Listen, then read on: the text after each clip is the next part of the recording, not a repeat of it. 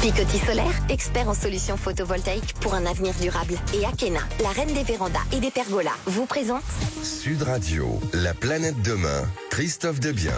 Bonjour et bienvenue sur Sud Radio pour un nouvel épisode de La planète demain, l'émission qui vous réconcilie avec l'écologie en la traitant de manière positive et surtout réfléchie. Alors, dans la seconde partie de notre émission, nous aurons le plaisir de recevoir Flavien Chervet, prospectiviste, analyste de l'intelligence artificielle, conférencier, auteur, directeur d'innovation chez IRIG. Un parcours incroyable, donc nous allons l'entendre tout à l'heure. Mais tout de suite, nous avons le plaisir d'accueillir Virginie Vinceau, CIO du fameux Centre international de formation technologique immersive qui se nomme Le Wagon. Bonjour Virginie. Bonjour. Alors, Le Wagon, c'est un des leaders des formations technologiques immersives qui a permis à plus de 30 000 étudiants de se former au code, à la data et à l'intelligence artificielle maintenant. Il possède des campus dans 27 villes à travers plus de 20 pays, notamment dans des pôles technologiques mondiaux tels que Paris, Berlin, Londres, Tokyo, Amsterdam, Singapour et même Sao Paulo. Alors, Le Wagon a fêté ses 10 ans l'année dernière. Alors, quel est le regard que vous portez sur cette décennie de formation technologique? Déjà, on est très fiers d'avoir été là pendant cette décennie. On a vu un changement du secteur de la tech et notamment une multiplication des métiers très demandés, puisque au Wagon, on a commencé à former à un métier pendant 7 ans, qui était le métier de développeur. Et sur les 5 dernières années, on a lancé 3 programmes en data, des programmes en intelligence artificielle, et aujourd'hui, on ne les compte plus. Donc, c'est comment on s'adapte avec cette accélération et ces changements permanents, notamment aujourd'hui apportés par l'IA. Est-ce que vous suivez les parcours professionnels de vos anciens élèves et si oui, savez-vous si pour la plupart d'entre eux, ils ont créé des startups ou levé des fonds pour innover? Oui, alors on a beaucoup formé des entrepreneurs. On a aussi beaucoup qui ont levé des fonds pour innover. Qui ont levé des fonds ou créé des startups. Ah oui, pardon, on a à peu près, donc des alumni, qui ont créé au total 200 donc et qui ont levé en tout, plus d'1 milliard. Ah oui, c'est quand même donc beau, oui. Ah, c'est bravo. Voilà. Et quand vous dites qu'il est possible de rendre la tech accessible à tous, qu'est-ce que vous entendez par là? En fait, ça a été vraiment dans l'essence au début de la création du Wagon. Pour la petite anecdote, c'est notre fondateur Boris qui voulait apprendre le coding à Hong Kong et il n'y avait pas d'école, alors qu'il y en avait plein aux États-Unis. Il s'est dit, je veux créer une entreprise qui soit où on puisse, qui permette à tous les gens, peu importe où vous êtes, d'apprendre le code. Et c'est ce qu'il a réussi à faire en créant le Wagon, et par un modèle de franchise, on s'est développé très rapidement dans toutes les villes que vous avez citées. Et le Wagon a été créé à quelle date précisément? 2013. 2013, oui. D'accord. On entend évidemment beaucoup parler d'intelligence artificielle, surtout en ce moment. Comment intégrez-vous l'intelligence artificielle dans vos formations? Alors pour nous, c'est pas tout récent, puisque depuis 2018 déjà, on a lancé un programme qui forme à la data science et à l'IA. Donc on apprend à créer des modèles d'intelligence artificielle. Bien sûr, plus récemment, maintenant, on a mis de l'IA dans tous nos programmes. Et la dernière sortie là qui sort pour septembre, donc c'est comment on a transformé notre programme de formation au développement en intégrant l'IA, puisqu'aujourd'hui, voilà, il faut coder avec l'IA, il faut coder des produits qui utilisent l'IA, et donc là, c'est un gros changement pour nous dans comment on enseigne le code aujourd'hui. Alors, vous savez que cette émission, qui s'appelle La planète demain, est une émission qui est consacrée à l'écologie positive, qui finalement veut dire l'innovation et les nouvelles technologies au service de l'écologie, avec bien entendu de l'optimisme et de la positivité. Selon vous, comment la technologie peut-elle contribuer concrètement à la transition écologique ? Je pense depuis tout le temps, elle a contribué. Après, je pense qu'une des applications très concrètes, c'est tout ce qui est autour de la donnée. Je pense qu'aujourd'hui, on utilise la donnée, on l'exploite, et ce qui nous, par exemple, dans tout ce qui est la consommation énergétique ou les émissions de CO2, donc c'est essentiel d'utiliser la data. Et après, je pense qu'il y a aussi des applications très concrètes que tout le monde connaît, comme des boîtes comme Too Good To Go, ou qui permettent, par exemple, à des commerces de revendre leurs produits périmés à bas prix, ou pour dire des trucs encore plus grand public, des Blablacar, des Boncoin. Tout ça, c'est grâce à la technologie qui a ces plateformes, ces échanges et ces réutilisations d'objets, de voitures. Donc, pour moi, c'est très puissant.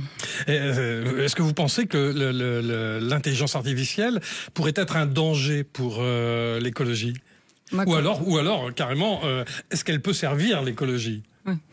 Moi, je pense que comme toute innovation, ça fait peur. Et en effet, il y a une consommation énergétique qui est que je pense que Fabien en parlera, mais qui est très nette et qui... Aujourd'hui, on sait qu'une requête ChatGPT consomme.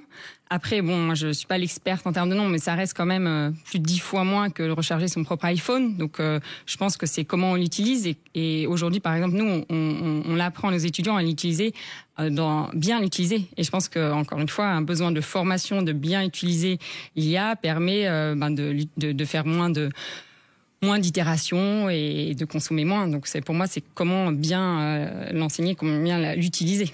Donc une éducation à l'environnement quelque part dans le cycle que vous... on apprend. Oui, voilà. Donc, on parle parfois de Tech for Good, vous en parliez tout à l'heure. Est-ce que vous pouvez nous expliquer de quoi il s'agit précisément ? Oui, alors c'est vrai que c'est un terme assez à la mode qui est assez vague. Hein. C'est comment on utilise la technologie pour avoir un impact positif sur différents aspects, que ce soit environnementaux, sociaux ou sociétaux. Aujourd'hui, nous, on voit dans les projets que peuvent faire les étudiants en fin de cours, de plus en plus de projets à impact, donc Tech for Good. Et par exemple, si j'en cite un récemment, on a une équipe d'étudiants qui a montré un projet pour traduire des vidéos en langage de signes, en texte, afin de favoriser l'inclusion de sourds et muets. Donc là, c'est un exemple. Et on voit beaucoup plus de projets comme ça, avec du sens, avec un impact dans les projets de nos étudiants les dernières années. Et quels sont les autres projets, notamment développés par vos alumni, en matière d'environnement ?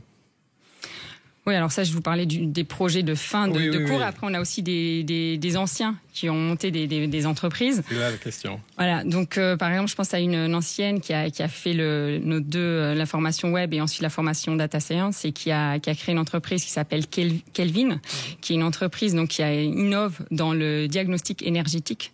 Donc, à partir juste de quelques photos et l'adresse de votre habitation afin ensuite de modéliser des scénarios de rénovation énergétique et de choisir le meilleur. Donc ça, c'est un des exemples.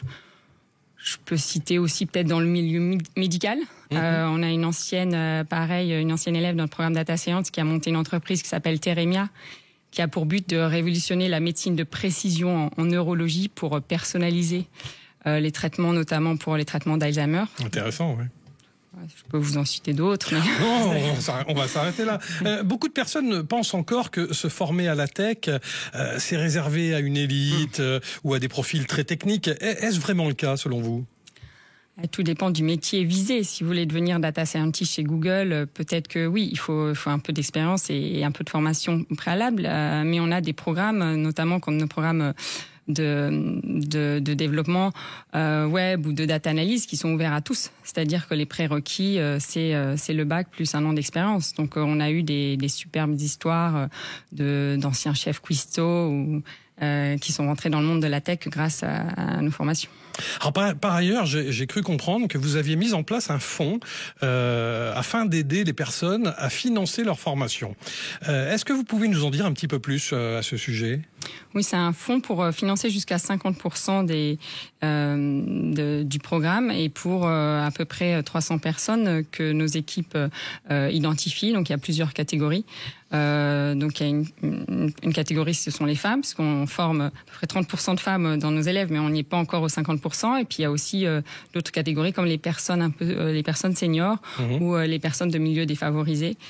Donc, ça, c'est à peu près 400 000 € qu'on dépense sur ce fonds. Ah oui, en effet, c'est déjà une belle somme, oui. Aujourd'hui, vous faites partie des leaders internationaux, je le disais en début d'émission, notamment en matière de formation. Alors, quels conseils donneriez-vous à ceux qui veulent se lancer dans la tech ? Je pense qu'il ne faut pas avoir peur, il faut y aller. Il faut juste se faire accompagner dans le choix et choisir la bonne formation, mais surtout le bon métier, ce qui est accessible et je pense qu'il y a un métier dans la tech qui est accessible à chaque personne. Donc et une fois qu'on a choisi, pas avoir peur, y aller.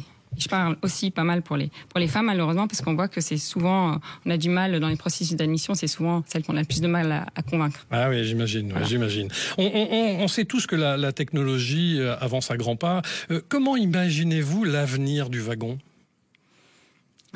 Aujourd'hui, ça devient de plus en plus dur d'imaginer l'avenir parce que ce qui se passe là avec l'IA aujourd'hui, j'aurais jamais pu l'imaginer à 1 an. Donc, si vous voulez, avant, on travaillait sur des plans de 3 ans. Maintenant, je dis à mes équipes, travaillons déjà sur 2026.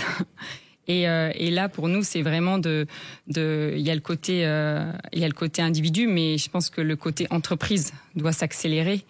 Et pour moi, l'avenir du wagon est beaucoup d'accompagner aussi les entreprises dans cette transformation digitale et d'accompagner pour que tout le monde utilise l'IA dans tous les départements. Et c'est un gros chantier.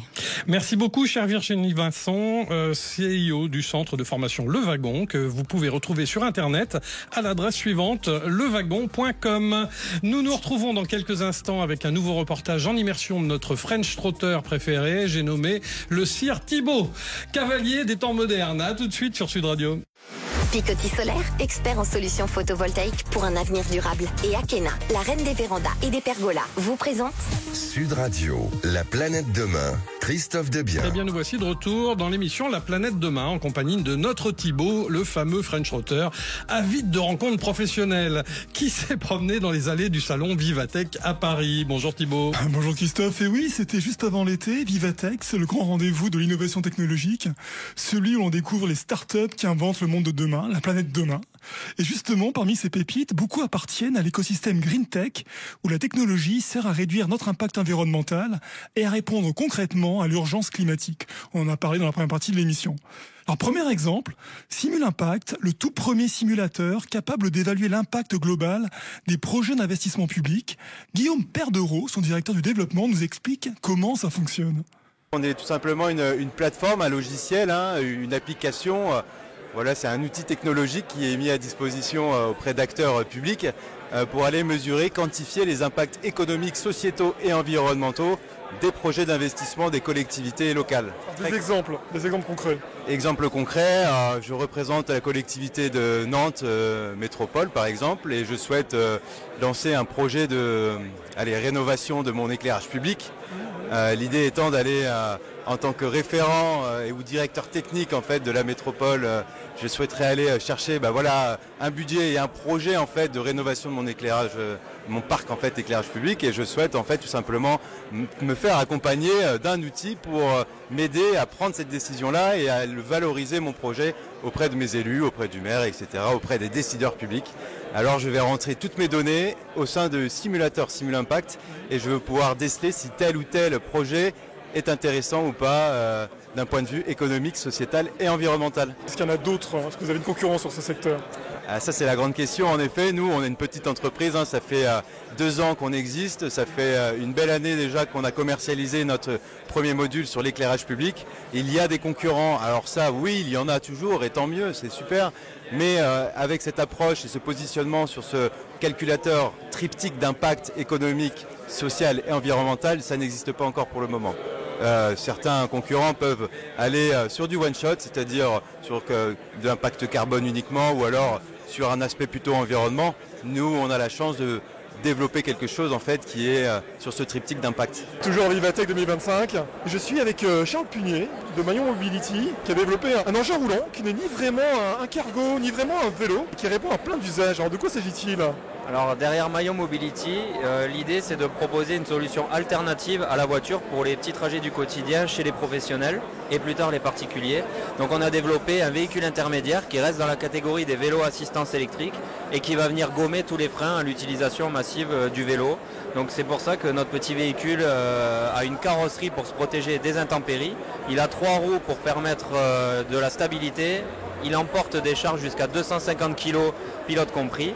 Et il a un pédalier intelligent sans chaîne qui permet à l'utilisateur de gérer totalement son effort au quotidien, toute la journée, et de ne pas arriver fatigué et transpirant le soir ou à son point d'arrivée. Donc un véhicule léger qui consomme peu, qui va nous permettre à tous, professionnels et particuliers, à terme de faire des économies et de respecter la planète.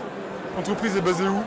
L'entreprise elle est basée dans la région toulousaine, donc elle est immatriculée à Castres puisqu'on est incubé à l'incubateur la Technopole de Castres-Mazamet et on a des locaux d'assemblage à Toulouse actuellement et le châssis du véhicule ainsi que la carrosserie sont fabriqués au pied des Pyrénées. L'idée derrière l'entreprise Maillon, c'est aussi de travailler avec des acteurs locaux. C'est aussi pour ça que Maillon porte son nom, essayer de mailler, d'être le lien entre tous ces acteurs industriels qui sont déjà sur le territoire et qui ont le savoir-faire. Merci beaucoup Charles et bon salon Vivatech. Merci à vous.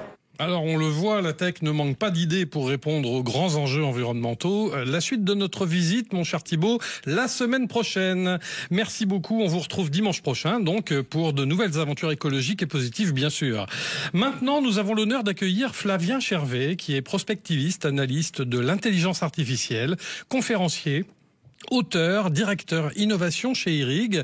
Bonjour Flavien, quel parcours, quel CV. Bonjour Christophe, merci. Alors, vous vous définissez comme étant un curieux insatiable et un créatif déraisonné. Vous explorez notamment le lien entre créativité et intelligence artificielle. Vous êtes également cofondateur et directeur innovation d'IRIG, je le disais à l'instant, la grande école de l'innovation française, mais aussi vice-président d'un think tank visant à démystifier l'intelligence artificielle et à éduquer à son usage éthique. Mais qu'est-ce qui vous a donné cette soif de transmettre et d'informer autour de ces sujets ? Il y a plusieurs choses. Déjà, j'ai vécu une pédagogie quand j'étais étudiant qui a été très originale, très alternative sur la fin de mes études et qui a beaucoup changé ma vie. Donc, quand on vit ça et que on reprend confiance dans le système grâce à une expérience pédagogique, on a envie derrière que plus de gens puissent en profiter. Et en effet, dans l'école IRIG qu'on a cofondée, j'ai essayé d'impulser vraiment des éléments de pédagogie que j'avais vécu moi de l'intérieur. Donc, il y a ce premier élément. Le deuxième, c'est simplement que j'aime bien les mots, j'aime bien raconter des histoires, j'aime bien exprimer des idées, essayer de les rendre simples. Je trouve qu'il y a une beauté dans le fait d'arriver à rendre simple des choses compliquées. Et donc, c'est un exercice que j'adore faire, mais manque de peau pour moi, je peux pas le faire tout seul, il faut qu'il y ait des gens en face pour le recevoir. Donc, en effet, la pédagogie a été quelque chose que j'ai rencontré très tôt et que j'ai aimé faire. Et ça s'entend. Merci. En quelques mots, est-ce que vous pouvez nous présenter votre parcours ? Je disais que vous aviez un CV incroyable. Justement, parlez-nous un petit peu de vous, parlez de votre parcours avant d'attaquer sur l'IA. Alors, j'ai eu un parcours dès le départ qui a été très branché de façon transdisciplinaire. J'ai étudié à la fois l'entrepreneuriat, la technologie et le design, et puis les mathématiques à côté parce que j'aimais ça. Et je suis aussi à ce moment-là tombé dans la philosophie que j'aimais énormément. Donc déjà, ça fait pas mal de disciplines qui d'habitude se parlent pas beaucoup, que j'ai essayé de faire communiquer assez tôt. J'ai aussi commencé à coder quand j'étais adolescent pour le plaisir de coder simplement. Ensuite, quand je suis sorti de mes études, j'ai monté ma première société un peu avant d'être diplômé, qui était un cabinet de conseil en innovation technologique notamment. Donc ça m'a permis, on va dire, de mettre en œuvre un petit peu toute cette transdisciplinarité dans le cadre de projets business concrets et de cas d'usage pour les entreprises. Et puis, avec cette première société, que j'ai revendu, j'en ai fondé une deuxième, cette école dont vous parliez, IRIG, et en parallèle, j'ai eu beaucoup d'activités autour de l'intelligence artificielle que j'ai rencontré quand j'étais étudiant. C'est un sujet que j'ai rencontré par la philosophie quand j'étais étudiant, et en effet, j'ai monté une association sur l'éthique de l'IA avec la métropole de Lyon à l'époque. J'ai monté des meet-up, des communautés sur l'IA, tout ça dans une démarche citoyenne, avant que progressivement il y ait une convergence. J'ai commencé à écrire des bouquins, et mon premier livre est sorti au moment où ChatGPT est arrivé. Donc j'ai eu un bon alignement avec le marché, on va dire, ce qui m'a donné un peu de visibilité, m'a permis de commencer à vivre de mes conférences en intelligence artificielle, de mon écriture et de mes activités autour de l'IA, en effet. Alors vous qui êtes un spécialiste de l'intelligence artificielle, selon vous, quelle est la raison pour laquelle l'IA est tout d'un coup devenue un sujet à la fois grand public, mais aussi intéressant et tout nouveau, et que cela existe depuis longtemps finalement ? Alors, si on le dit extrêmement simplement, c'est que les ordinateurs se sont mis à parler. C'est ça qui transforme complètement la donne. C'est intéressant. À partir du moment où les ordinateurs parlent la langue humaine, ils sont humains, très humains, parfois même trop humains, et en tout cas, ils deviennent quasiment triviaux à utiliser. C'est pas totalement vrai, il y a un certain nombre de compétences à avoir, mais en tout cas, ils donnent l'impression d'être triviaux à utiliser. Ce qui se cache derrière ça, c'est ce qu'on appelle la révolution des modèles de fondation. Alors, derrière ce gros terme technique, l'idée, c'est de faire des systèmes d'IA énormes qui en fait vont être capables de modéliser globalement la langue et d'autres choses parfois, mais en premier la langue, ce qu'on appelle les LLM, l'acronyme qui est à la mode maintenant. Et en fait, avant ces modèles de fondation, les systèmes d'IA étaient très spécialisés et très coûteux à produire. Une fois qu'on a ces énormes systèmes qui comprennent la langue, ils sont encore plus coûteux à produire, mais par contre, ils sont généralistes. Et donc, n'importe qui peut les utiliser en manipulant la langue pour très peu cher, pour résoudre plein de cas d'usage. Donc, tout d'un coup, on a ce qu'on appelle une disruption. Quelque chose qui était accessible à seulement quelques-uns devient accessible au plus grand nombre. Et donc, ça commence à changer le monde. C'est vraiment ce qui s'est passé avec ChatGPT. Est-ce que vous pensez qu'il y a des conséquences énergétiques au développement de l'intelligence artificielle ? Oui, complètement. Alors, je vais répondre en deux temps. Il y a des conséquences énergétiques aujourd'hui qu'il faut pas non plus exagérer. On entend des fois des chiffres qui sont complètement ahurissants sur le sujet et qui sont la plupart du temps faux. L'impact énergétique de l'intelligence artificielle, faut pas se tromper de combat à côté de manger de la viande ou de voyager en avion. Il est relativement négligeable, mais c'est une vérité qui est très transitoire. En fait, il y a une loi en intelligence artificielle, une loi empirique. Quand on regarde le passé, on voit que plus on met de puissance de calcul dans les systèmes d'IA, plus donc on met d'énergie et plus ils sont performants. Ce qu'on appelle les scaling laws, les lois d'échelle de l'IA. Et donc, à chaque nouvelle génération de systèmes d'IA, on les fait plus gros et on les nourrit avec plus de puissance de calcul. Et en ce moment, on est en train de passer un cap. On est en train d'entraîner les premiers systèmes d'IA sur des clusters de calcul qui nécessitent 200, 300, 400 mégawatts pour fonctionner, ce qui est quand même l'équivalent d'une petite ville. Et on est en train de construire les clusters de la génération suivante qui fonctionneront dans l'ordre du gigawatt. Un gigawatt, c'est un réacteur nucléaire. Donc pour entraîner une IA, il faudra 1, 2, 3 réacteurs nucléaires pendant quelques semaines ou mois. Donc là, tout de suite, on commence à même parler de 10 gigawatts, la puissance énergétique du Colorado. On est face à des régimes qui deviennent très conséquents. L'embranchement est double. C'est un vrai problème écologique dans un monde qui est contraint en termes énergétiques. Et en même temps, c'est des systèmes qui ont une grande probabilité de nous amener dans une nouvelle renaissance scientifique, nous permettre d'atteindre un progrès scientifique beaucoup plus rapide et donc qui peuvent rapprocher énormément l'horizon, par exemple, de la fusion nucléaire. Donc, ils font à la fois partie du problème et la solution. C'est une technologie qui est extrêmement ambiguë et sur la dimension écologique aussi. Alors, en votre qualité d'expert, quelle place pensez-vous que l'Europe occupe dans l'échiquier mondial de l'intelligence artificielle ? En quelques mots. Alors, c'est un sujet auquel je me suis beaucoup intéressé parce que mon dernier livre traite de la dimension géopolitique de l'IA. Il s'appelle Hyperarm. Il est sorti là il y a quelques mois et j'essaye de décortiquer un petit peu avec justement le développement des systèmes d'IA dans les 2-3 prochaines années, à quoi on peut s'attendre en termes de scénario géopolitique. Et évidemment, les deux gros acteurs, c'est les États-Unis et la Chine sur cet échiquier. Aujourd'hui, l'Europe a plutôt une position de suiveur en essayant de suivre les États-Unis. Et pour moi, c'est un peu la même erreur que pour le cloud. Pour le cloud, on a essayé de suivre les États-Unis, de faire comme eux, mais avec moins d'argent. Et donc, on a fini par faire moins bien, à avoir des offres plus chères. Et finalement, tous les acteurs se sont tournés vers les offres américaines. Et on finit par être, on va dire, vassalisé pour le cloud derrière les Américains. Si on continue sur cette voie-là, il va se passer la même chose avec l'IA. Mais il y a une position différente à prendre, c'est le fait que dans l'intelligence artificielle, il y a tout un domaine qui se développe, qui est celui de la sécurisation des systèmes d'IA, qui est très important pour libérer les performances. Et là-dessus, il n'y a pas besoin de la même surface financière. Donc on a l'opportunité de prendre ce sujet-là en Europe et d'être, on va dire, leader dans notre domaine. Merci infiniment, cher Flavien Chervet, prospectiviste, analyste de l'intelligence artificielle, conférencier, auteur, directeur innovation chez IRIG et même poète à ses heures. On se retrouve sur Sud Radio dimanche prochain à 12h30 pour un nouvel épisode de La Planète Demain. En attendant, retrouvez mes podcasts sur la chaîne YouTube de Sud Radio et découvrez ma nouvelle plateforme TV, laplanètedemain.plus. À dimanche. Akena, expert en carport et pergola solaire pour des économies et un avenir durable. Et Picoty Solaire pour que l'avenir s'éclaire avec des choix durables. Vous ont présenté Sud Radio, La Planète Demain, Christophe Debien.